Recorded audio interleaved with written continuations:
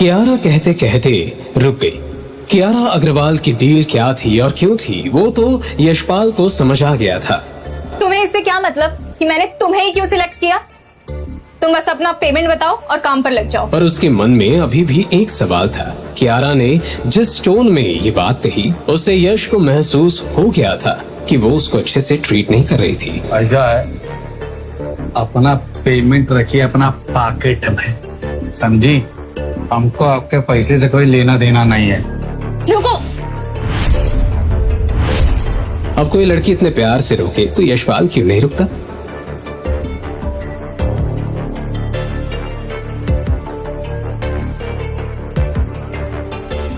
ऐसा है मैडम, हमको ना सच जान। कियारा को समझ आ गया था कि यशपाल भले ही ऊपर से एक मामूली चाय वाला दिखता हो, लेकिन वो खुद अपने आप में एक कैरेक्टर था, जहां सिर्फ पैसों का नाम सुनते ही उसके जैसे लोग आंख बंद करके हाँ कर देते थे। वहीं यशपाल को इन्वेस्टिगेशन ऑफिसर बनने का शौक था। ठीक है, वेट, मैं बताती हूँ तुम्हें तुम्हारा सच।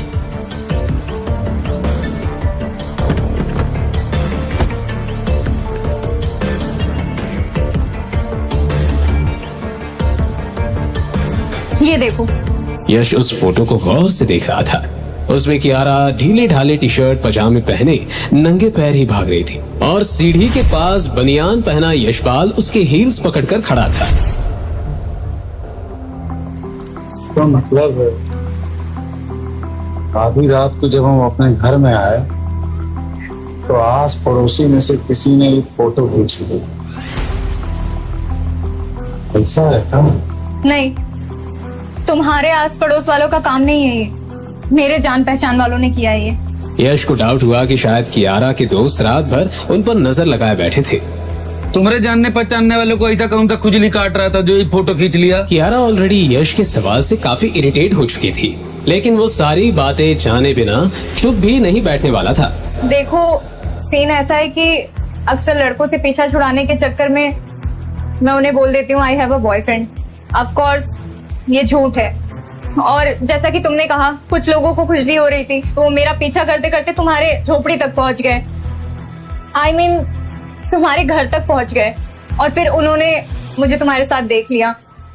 उनको ये गलतफहमी हो गई कि हम दोनों बॉयफ्रेंड गर्लफ्रेंड हैं। हम लोग का फोटो वायरल तो नहीं हुआ? नहीं, और होना भी नहीं चाहिए, वरना मेरी पूरी लाइफ खराब हो जाएगी। कियारा अपनी फिक्र कर रही थी और यशपाल अपनी। उसे लग रहा था कि अगर ये फोटो इंटरनेट पर फैल गई तो उसकी इज्जत और ईमानदारी की इमेज भी खत्म हो जाएगी, जिससे उसके धंधे पर भी काफी बुरा असर पड़ता, क्योंकि लोग यशपाल के अच्छे नेचर की वजह से ही उसकी दुकान पर चाय पीने आया करते थे। मैडम,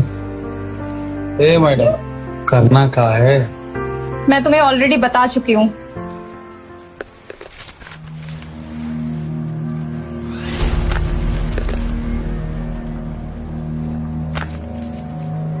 तुम तो अपना अमाउंट बता नहीं रहे हो, तो मैं ही तुम्हें बता देती हूँ। 10 करोड़ रुपए 1 साल के, ठीक है? 10 करोड़? कियारा ने इस टोन में कहा जैसे उसके लिए 10 करोड़ रुपए कोई बड़ी रकम नहीं थी।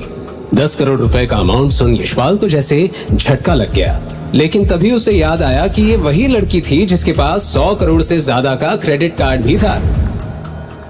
कॉन्ट्रैक्ट 2 साल का होगा, एंड डोंट वरी, अगर तुमने 1 साल काम नहीं भी किया तो भी तुम्हें उसका पूरा अमाउंट मिलेगा। यश का मुंह खुला का खुला रह गया था। 10 करोड़ उसके लिए इतनी बड़ी रकम थी जिसे वो 100 सालों तक 24 घंटे काम करके भी नहीं कमा सकता था। तभी उसके फोन पे मैसेज आया कि उसके अकाउंट में सिर्फ 500 रुपए हैं। उसे समझ नहीं आया कि वो क्या जवाब दे, और वो बस कियारा की आंखों में देखते रह गया। लेकिन उसे ये भी लगने लगा कि दाल में कुछ काला है। तुम्हारी आंखें बता रही हैं कि तुम ये डील करने को तैयार हो। आंखें अगर सच बता पाती ना, कई गुनहगारों को सजा नहीं देते। What do you mean? हमें पर ये बताओ कि तुमको ऐसा कैसे लग गया कि हम तुम्हारा डील कबूल कर लिए हैं? क्या क्या कहा तुमने?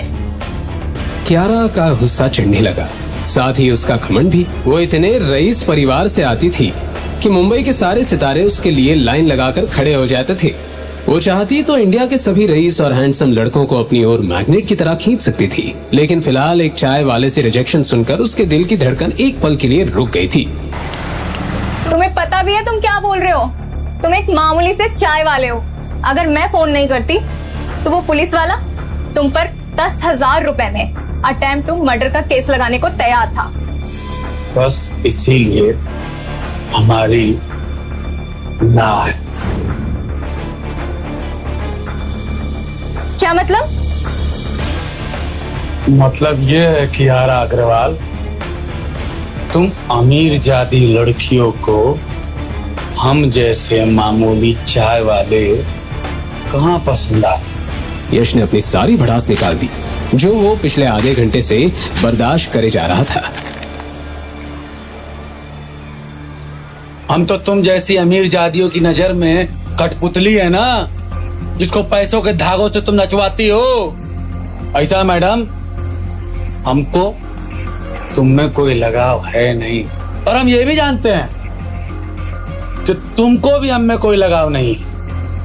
इसलिए ऐसा है, हमको ये डील मंजूर नहीं। लगाव नहीं है तभी तो एक्टिंग करने की डील कर रही हो, स्टूपिड। कियारा की बातों से यश और भी ज्यादा बेचैन होता गया और उसे एहसास हो गया कि दाल में कुछ काला है। अरे यार, कितना चाहिए तुम्हें? 15 करोड़? 20 करोड़? अब दिखाना तुम्हारा असली चारा है। तुमको क्या लगता है कि अपना पैसा के दम पर तुम हमको, तो तुम गलत फहमी में हो। जाओ जाके ढूंढ लो किसी और को। हो गॉड, तो तुम पैसे से डील नहीं करोगे तो तुम्हें क्या चाहिए बताओ? ऐसा मैडम, अगर तुम हमें पसंद करो और हमारे साथ प्रेम से रहो, तब हम तुम्हारा बॉयफ्रेंड बनने वाला प्रपोजल एक्सेप्ट कर सकते। आखिरकार एक मर्द को प्रेम के अलावा और क्या चाहिए होता? यही तो चाहिए होता है ना। यश ने वो ज्ञान झाड़ना शुरू कर दिया जो वो अक्सर इंटरनेट पर पढ़ा करता था। हे भगवान, पता नहीं किस गधे को उठा के लाई हूँ मैं। ए लड़की, तुम जो हमको डील का प्रपोजल दियो ना, नहीं है मंजूर हमको। और उस तरह के लौंडे नहीं है हम जो पैसे के लिए किसी का भी बॉयफ्रेंड बनते चले। और तुम जैसी अमीर जादों के बीच में और रईसों के बीच में रहने का शौक भी नहीं है हमको। तुमको क्या लगता है हमको 4 लोग जानते नहीं है क्या? बहुत लोग जानते हैं, बहुत जान पहचान है हमारी। चौपाटी पे हमारी बहुत बड़ी चाय की दुकान है, और तुमसे भी सुंदर सुंदर लड़कियां वहाँ आती है और हमारे चाय के लिए लाइन लगाती हैं, समझी? बात करती है। तुम मजाक कर रहे हो ना? इतनी बकवास लाते कहाँ से हो तुम? बकवास नहीं कर रहे हैं, हमको हमारा सच रखने का हक है और वो रख दिए हैं। कियारा का गुस्सा अब हैरानी में बदल चुका था। उसने पहले ऐसा चाय वाला देखा था जो खुद से इतना सेल्फ ऑब्सेस्ड था। मैं तुमसे आखिरी बार पूछ रही हूँ, तुम्हारी हाँ है या ना है? ना, इतना बड़ा ना है।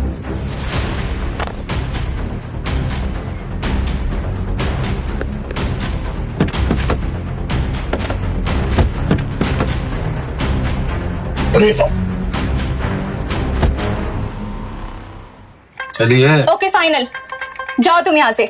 ऐसे कैसे चले जाएं?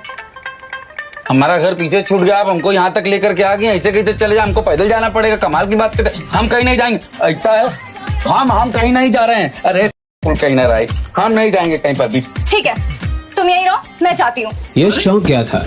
उसे लगा नहीं था कि कियारा एक ही बार में उसे जाने के लिए कह देगी। यशपाल कियारा को जाते हुए देखने लगा। यशपाल ने देखा कि कियारा शायद समंदर में कूदने वाली थी। वो तुरंत उसे बचाने दौड़ पड़ा। सुनो, अरे तुम्हारा दिमाग खराब हो गया है क्या? इतना सा बात तो करता है। दिमाग खराब तुम कर रहे हो। इतने से रिक्वेस्ट की थी, वो भी तुमसे मानी नहीं गई। अरे सुनते, तुम्हारा रिक्वेस्ट सुनते। तुम इधर आओ, इधर आओ। अरे मुझे तुमसे कोई बात नहीं करनी। तुम हाँ कहो या फिर मुझे जाने दो। पगला गई हो का? मैंने कहा ना, मुझे तुमसे कोई बात नहीं करनी। पागलपंती नहीं करो, गिर जाओगी, मर जाओगी। मैं 10 तक काउंट करूंगी और फिर जाऊंगी। 10, 9। यश की बात खत्म भी नहीं हुई और कियारा ने बीच में ही उसे टोक दिया। यशपाल के लिए अब एक तरफ कुआं और एक तरफ खाई वाली सिचुएशन थी। अब या तो वो खुद की जिंदगी उस डील के लिए दांव पर लगाता या फिर कियारा को मरने देता। दोनों के बीच डिसाइड करने में उसे टाइम भी सिर्फ 10 सेकंड का मिला था और इसी 10 सेकंड में उसके सामने वो सारी चीजें झलक गई जो उसे जिंदगी के इस मोड़ पर लाई थी।